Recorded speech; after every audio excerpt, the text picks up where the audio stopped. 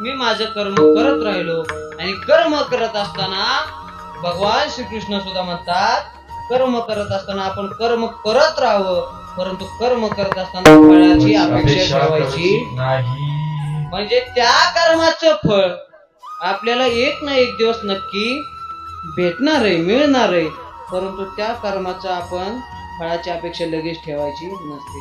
जसं गीतेमध्ये भगवान परमात्मा म्हणतात कर्मण्येवाधिकारस्ते मा फलेषु कदाचन मा कर्मफल हेतुर्भुर माते संगस्तु कर्म. म्हणजे तुम्ही कर्म करत राहा, पण कर्म करत राहा, पण कर्म करत असताना सुद्धा कोणतं कर्म करायचं? चांगलं कर्म करायचं. म्हणजे जेणेकरून आपण जर चांगलं कर्म केलं तर आपल्याला त्या कर्माचं फळ सुद्धा कसं भेटेल? चांगलं भेटेल. जर तुम्ही वाईट कर्म केलं तर त्या कर्माचं फळ सुद्धा तुम्हाला कसं आहे? वाईटच आहे.